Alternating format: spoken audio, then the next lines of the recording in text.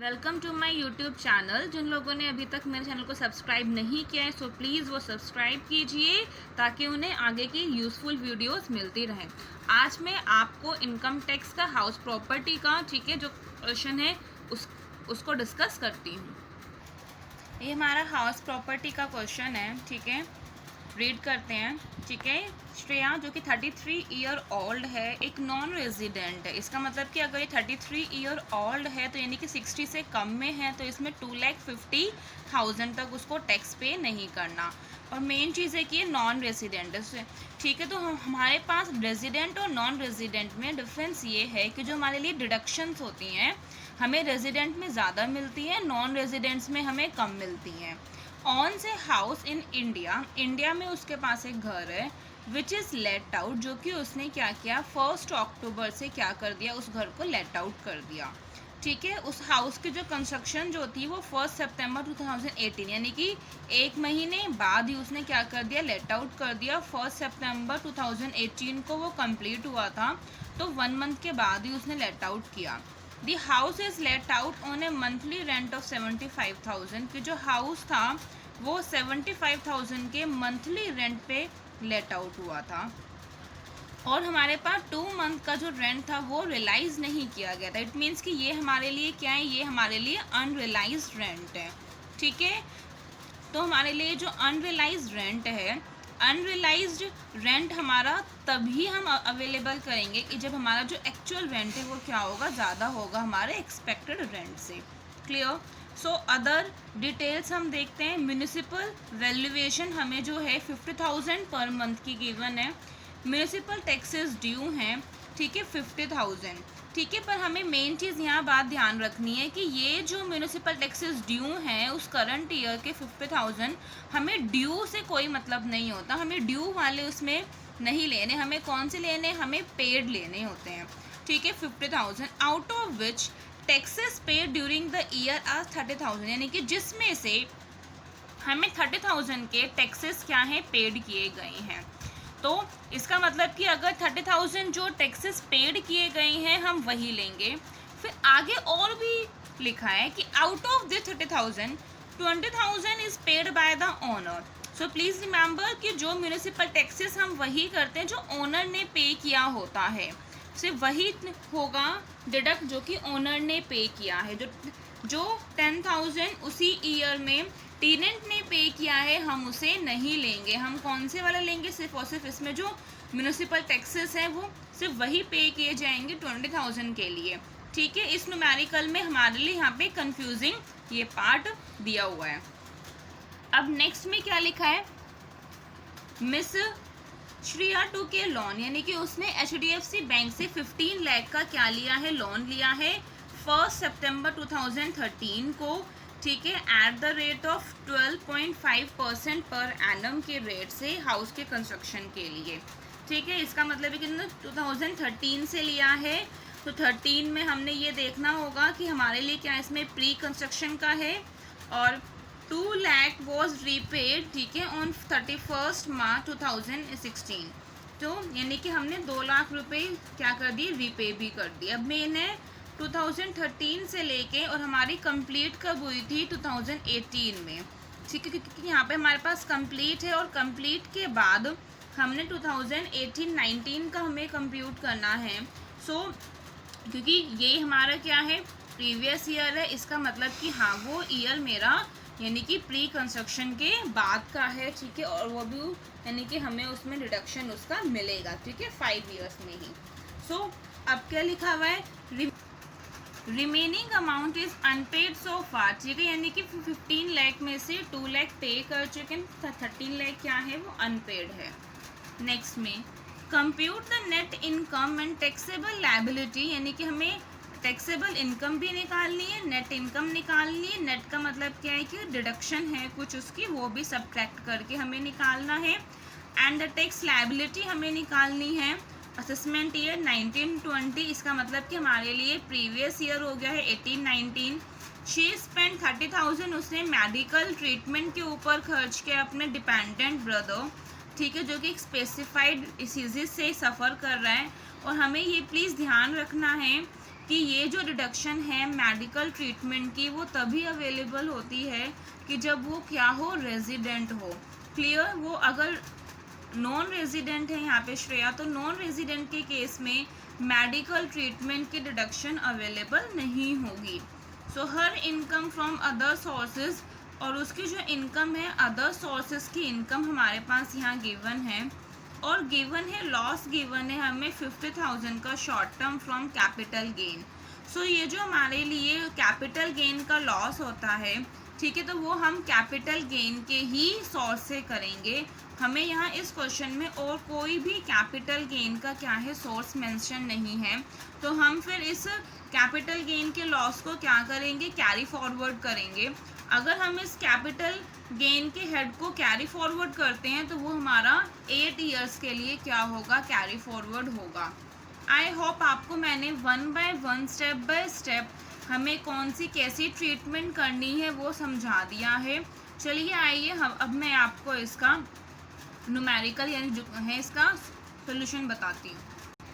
ठीक है, तो यानी कि सबसे स्टार्टिंग में हमें क्या निकालना है, सबसे स्टार्टिंग में हमें इसका ग्रॉस एनुअल वैल्यू निकालना है। ठीक है, क्योंकि हमें यहाँ पर, ठीक है, इनकम फ्रॉम हाउस प्रॉपर्टी निकालनी है, अदर सोर्सेज हमें गिवन है और हमें कैपिटल गेन गिवन है।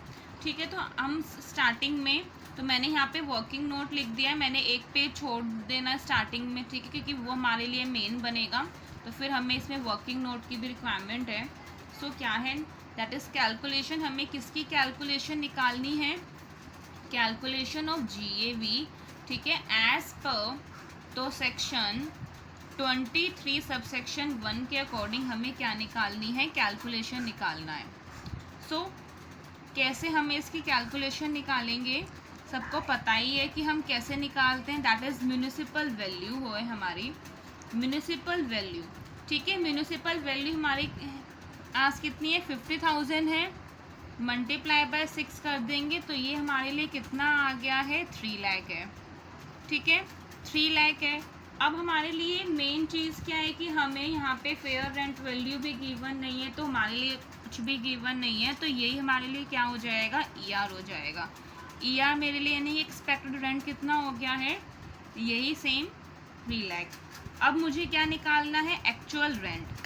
एक्चुअल रेंट मेरे लिए क्या है, मुझे एक्चुअल रेंट है जो कि रिसीव किया गया है, तो एक्चुअल रेंट रिसीवेबल कितना है यहाँ पे इस केस में 75,000 हमारे पास, क्योंकि एक रेंट दिया गया था, 75,000 दिया गया था, तो 75,000 रेंट मल्टीप्लाई बाय द 6, क्योंकि हमने वहाँ पे हमें लेट आउट का देखना है, कब से लेट आउट हुआ है, तो वो अक्टूबर से लेट आउट होता है, अक्टूबर, नवंबर, दिसंबर, जनवरी, फरवरी, मार्च। ठीक है, तो हमारे लिए ये 6 मंथ मैं आपको बता देती हूँ कब से, अक्टूबर से लेके मार्च तक का है।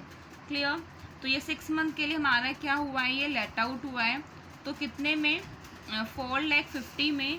अब हमारे पास क्या है कि जो एक्चुअल रेंट है वो ज़्यादा है किससे, ER से।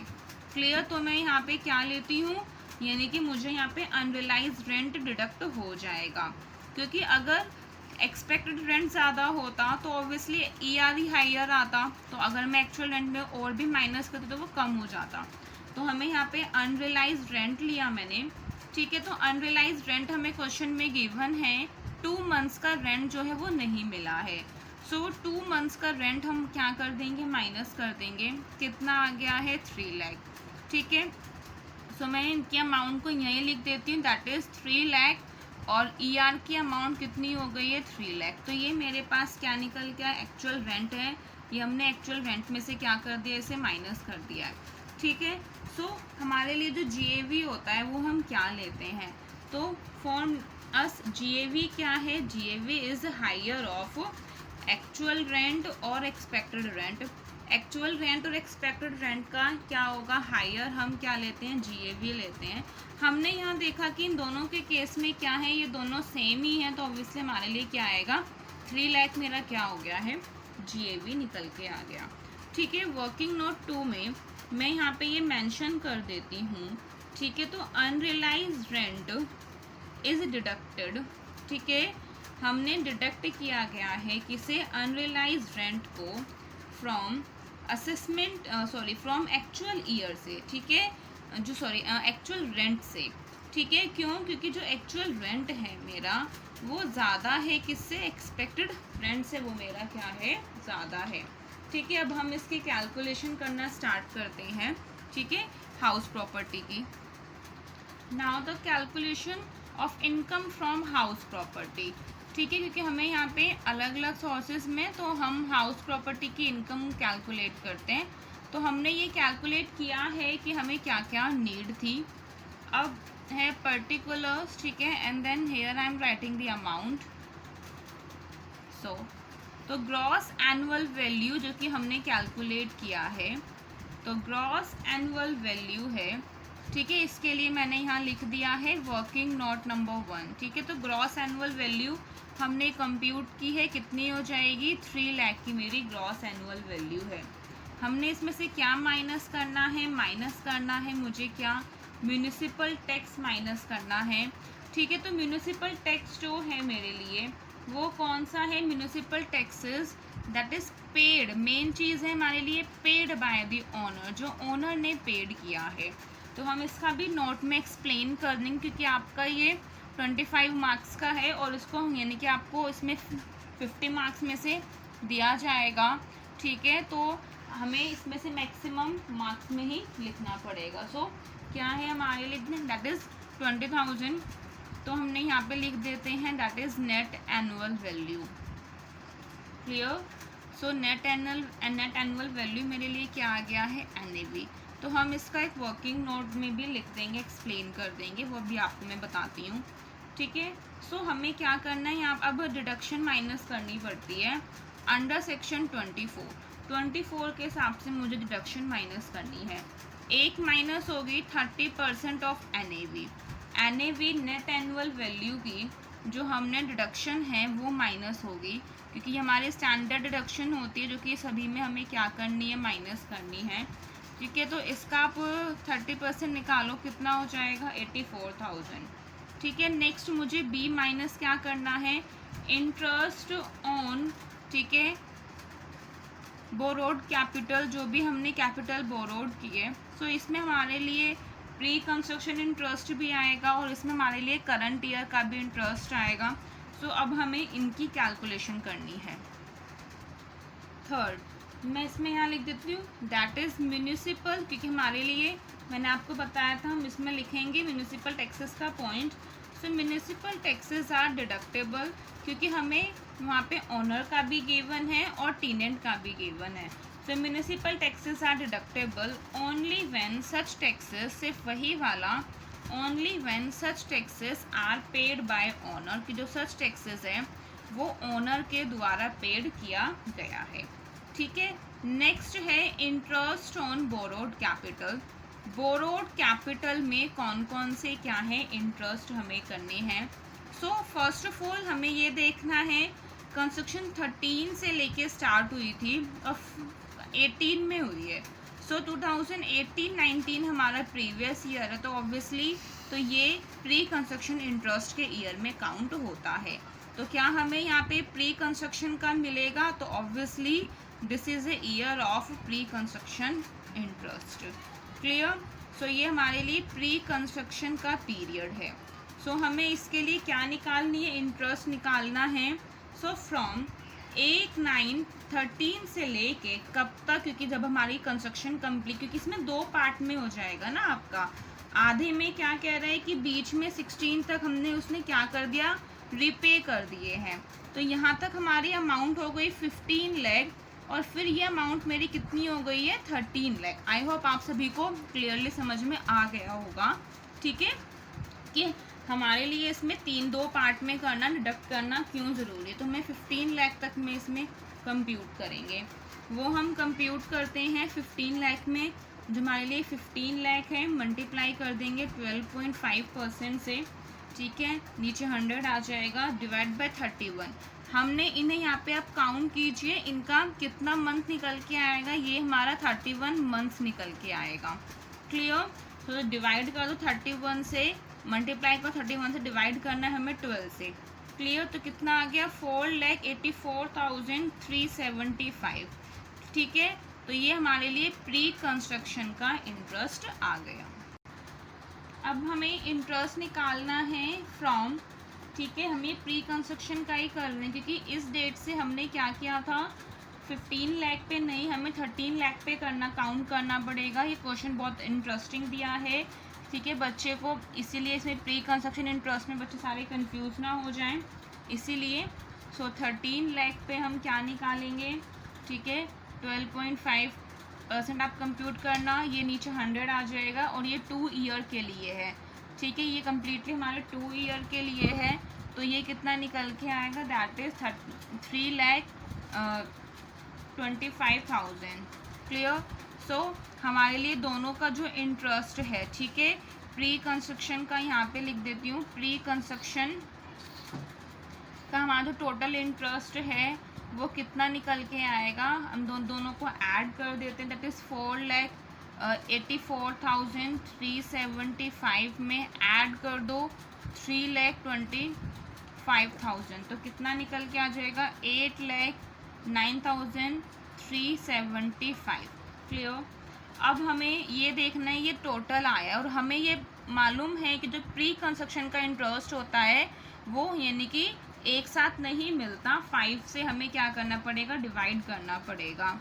सो प्री कंस्ट्रक्शन इंटरेस्ट,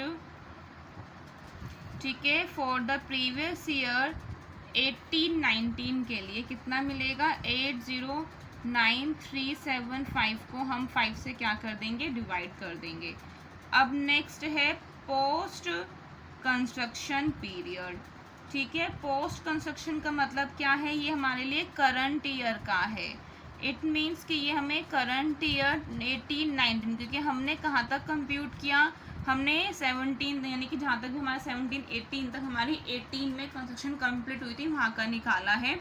18-19 हमारा ये करंट ईयर है और करंट ईयर में 13 लाख पर ही हम कंप्यूट करेंगे। तो 13 लाख दैट इज़ 12.5%, ठीक है, इन दोनों का हम कंप्यूट करते हैं।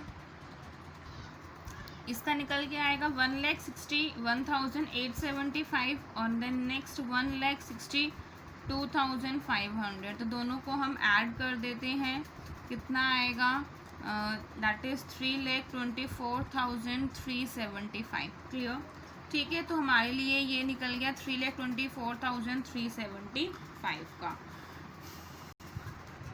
तो हमें इंटरेस्ट ऑन बोरोड कैपिटल है, ठीक है, तो इंटरेस्ट ऑन बोरोड कैपिटल भी मैं यहाँ लिख देती हूँ, तो 3,24,375। अब हम अपनी वापस से ही जो हमने इनकम फ्रॉम हाउस प्रॉपर्टी का था उसी पे ही आएंगे, क्योंकि मैंने आपको इसके लिए भी वर्किंग नोट में बता दिया, ठीक है। तो यहाँ पे हमने वर्किंग नोट क्या लिखा था, 2 लिखा था, सॉरी ये 3rd था, ठीक है, और ये वर्किंग नोट हमारे लिए कौन सा था, 4 था। एंड अब मुझे इन दोनों का हम टोटल कर देते हैं, टोटल करके कितना आएगा, दैट इज़ 4,08,375। हमने यहाँ देखा मेरी नेट एनुअल इनकम से ज़्यादा मेरे लिए क्या हो रही है, डिडक्शन हो रही है, ठीक है। तो इस क्वेश्चन में हमें काफ़ी सारे पॉइंट्स जो हैं वो एक साथ ही पूछे गए हैं, तो 1,28,375 क्या हो जाएगा, that is loss from house property. तो ये मेरा क्या निकला, ये मेरा हाउस प्रॉपर्टी से लॉस कंप्यूट हुआ है। क्लियर। अब मुझे क्या निकालनी है, उसकी टैक्सेबल इनकम कंप्यूट करनी है। So next is taxable income, किसकी निकालनी है, टैक्सेबल इनकम निकालनी है मुझे श्रेया की, ठीक है, फॉर द असेसमेंट ईयर 1920 के असेसमेंट ईयर के लिए। अब यानी कि हमारे लिए टैक्सेबल इनकम में क्या क्या चीज़ें हैं, तो हमारे लिए अदर सोर्सेज की इनकम गिवन है, कैपिटल गेन भी हमारे लिए गिवन है। क्या कैपिटल गेन इसमें आएगा, क्योंकि कैपिटल गेन का प्रॉफिट होता तो ही इसमें इंक्लूड होता, कैपिटल गेन का प्रॉफिट नहीं था तो वो कैपिटल गेन का प्रॉफिट इसमें नहीं आएगा। क्लियर। तो फर्स्ट में मैं आई हूँ, ठीक है, हम यहाँ पे बताती हूँ, दैट इज़ पर्टिकुलर उसमें, एंड देन अमाउंट कौन सा है, number first, that is income from house property. तो इनकम फ्रॉम इनकम फ्रॉम पहले अदर सोर्स लिखती, क्योंकि इनकम फ्रॉम हाउस प्रॉपर्टी मतलब हमारे लिए लॉस गिवन है, तो 5,70,000 है। क्लियर। सेकंड में क्या है, तो हमने सेट ऑफ किया है ठीक है, लॉस को, हाउस प्रॉपर्टी के लॉस को कितना है 1,28,375। क्लियर, कितना हो गया 4,41,625। तो ये है नेट टैक्सेबल इनकम। ठीक है, अब आपके लिए कंफ्यूजन हो गई, क्या इसमें हमारे लिए कैपिटल गेन आएगा? कैपिटल गेन का लॉस नहीं आएगा, तो हमें उसे मेंशन करना होगा वर्किंग नोट में। नेक्स्ट है यानी कि ठीक है, वर्किंग नोट में मैंने 5th पॉइंट, हमारे पास क्या है, डिडक्शन भी है अंडर सेक्शन 80 DDB। ठीक है, 80 DDB के, क्योंकि वो मेडिकल ट्रीटमेंट था, वो नॉन रेजिडेंट को अलाउड नहीं होता, तो डिडक्शन जो है under section 80 DDB is not allowed, वो अलाउड नहीं होती किसे, टू नॉन रेजिडेंट, वो हमारे नॉन रेजिडेंट को अलाउड नहीं होगी। एंड देन 6, ठीक है, 6 हमारे लिए क्या था, हाउस प्रॉपर्टी का लॉस को हमने किसी भी इनकम से, यानी कि चाहे वो हमारी सैलरी की हो, ठीक है, चाहे अदर सोर्सेज की हो, बिजनेस की हो, या कैपिटल गेन, क्योंकि कैपिटल गेन हमारे लिए लॉस में था, गेन में नहीं था। ठीक है, तो हम उसे सेट ऑफ कर सकते हैं। तो as per section 75(3)(a) loss from house property, house property से जो कोई भी लॉस है कैन बी सेट ऑफ, हम उसे सेट ऑफ कर सकते हैं किससे, अगेंस्ट एनी इनकम, किसी भी इनकम के अगेंस्ट, लेकिन एक लिमिट होती है, कब तक हमारा, from up to the maximum limit of 2 lakh, सिर्फ 2 लाख की ही मैक्सिमम लिमिट तक हम उसे सेट ऑफ कर सकते हैं। ठीक है, अगर उससे ज़्यादा की लिमिट होगी तो हम उसे सेट ऑफ नहीं करेंगे, और हमारा यहाँ पे हाउस प्रॉपर्टी का क्या है, उतने तक में ही है, उससे ज़्यादा में नहीं है। अब नेक्स्ट पॉइंट में भी मैं क्लियरली मेंशन कर रही हूँ, क्या, that is capital loss can be set of, कि जो कैपिटल लॉस है हम उसे सेट ऑफ कर सकते हैं against capital gain. Please remember, हम सिर्फ उसे कैपिटल गेन से ही कर सकते हैं, क्योंकि ये कैपिटल लॉस है तो वो कैपिटल गेन से ही सेट ऑफ होगा और किसी दूसरी इनकम से सेट ऑफ नहीं हो सकता। ठीक है, तो इसका मतलब क्या है कि इस बार तो ये लॉस सेट ऑफ नहीं हो पाया क्योंकि कैपिटल गेन का कोई भी इनकम नहीं थी, तो हम इस इनकम को क्या करेंगे, कैरी फॉरवर्ड करेंगे। तो it shall be carry forward, हम इसे क्या करेंगे, कैरी फॉरवर्ड करेंगे। ठीक है, टू द नेक्स्ट ईयर, ठीक है, टू द, ठीक है, नेक्स्ट ईयर, और हम इसे कब तक करते जाएंगे, कैरी फॉरवर्ड। ठीक है, नेक्स्ट ईयर तक हम करेंगे, असेसमेंट ईयर, ध्यान दीजिए, नेक्स्ट, सॉरी, असेसमेंट ईयर यहाँ आप लिख लीजिए ना। ठीक है, ये असेसमेंट ईयर है, असेसमेंट ईयर तक हम इसे कैरी फॉरवर्ड करेंगे, कब तक, ठीक है, मैक्सिमम, हम यहाँ लिख देते हैं मैक्सिमम 8 असेसमेंट ईयर। तो अगर ये 8 असेसमेंट ईयर में भी सेट ऑफ नहीं होता है लॉस, तो हम इसे फिर और नहीं करेंगे, बाकी ये 8 साल तक क्या जाएगा, कैरी फॉरवर्ड होगा। हमें क्वेश्चन में ध्यान से देखना है कि हमसे पूछा क्या है, नंबर 1 की टैक्सेबल इनकम क्या है, ठीक है, और टैक्स लायबिलिटी। तो हमारे पास टैक्स इनकम कितनी थी, दैट इज़ 4,41,625। नेक्स्ट हमें क्या कंप्यूट करनी है, टैक्स लायबिलिटी। आई होप आपको वर्किंग नोट भी क्लियरली समझ में आए होंगे। ठीक है, अब हमें टैक्स लायबिलिटी है, तो टैक्स लायबिलिटी मेन उसकी जो ईयर है वो 60 ईयर से क्या है, कम है, दैट इज 33 ईयर है। तो अप टू 2,50,000 तक कोई भी टैक्स पे नहीं करना। अब यानी कि इसमें से मैं 2,50,000 माइनस कर दिया तो उसमें हमें टैक्स पे नहीं करना, और ये 5 लाख तक ही उसकी इनकम है, तो दिस में से माइनस कर दूँ इतना, तो कितना अमाउंट बच जाएगी, तो रिमेनिंग अमाउंट पे हमें कितना टैक्स पे करना है, दैट इज़ 5%। इन दोनों को मिला के मेरा 5 लाख से क्या आ रहा है, कमी आ रहा है। ठीक है, तो हमें अगर ये 5 लाख से ज़्यादा आता, यानी कि ये अमाउंट आपके 5 लाख से ज़्यादा आती, तो हमें उस पर और रिमेनिंग अमाउंट पे 10% का पे करना पड़ता, लेकिन ये 5 लाख तक ही है, तो हमने 5% है हमारा। तो जो आप इसका कैलकुलेट कर लेना, तो हमारे लिए 9,581 इसके तक की अमाउंट है। ठीक है, तो हमें इतना अमाउंट क्या करना है, इस पर ये टैक्स है। अब इसी टैक्स पे मुझे क्या पे करना है, हायर एजुकेशन, ठीक है, हायर सेकेंडरी एजुकेशन सेस मुझे पे करना है, दैट इज़ 4% होता है। तो 9581 पे मुझे 4% पे करना है। क्लियर? कितना निकल के आएगा, दैट इज़ 383.24। तो हमारे लिए अमाउंट आ रही है 9964। अब ठीक है, तो ये जितनी भी हमारी अमाउंट है ये क्या है, यानी कि 4, इसका मतलब क्या कि ये हमारी 4-5 से कम है। तो हम जो टैक्स लायबिलिटी क्या कर देंगे, इसकी टैक्स लायबिलिटी राउंड ऑफ कर देंगे। तो हमने टैक्स लायबिलिटी को क्या कर दिया है, राउंड ऑफ किया, दैट इज 9960। ठीक है, सो देयरफॉर आप लास्ट में लाइन लिख सकते हैं। तो जो टैक्सेबल इनकम है, ठीक है, ऑफ मिस श्रेया की टैक्सेबल इनकम कितनी है, ₹4,41,625। एंड टैक्स लायबिलिटी, और जो टैक्स लायबिलिटी है इज ₹9960। ठीक है, आई होप आपको क्लियरली एक एक नोट, एक एक पॉइंट समझ में आए होगा। अगर आपको कोई डाउट है तो आप कमेंट बॉक्स में पूछ सकते हैं। Thank you for giving me your time. मैंने इतना एफर्ट्स किया है आप लोगों के लिए, क्वेश्चन किए, ठीक है, उनके मैं सोल्यूशन को भी लेके आई। सो प्लीज़ चैनल को सब्सक्राइब कीजिए और बेल आइकन को प्रेस कीजिए।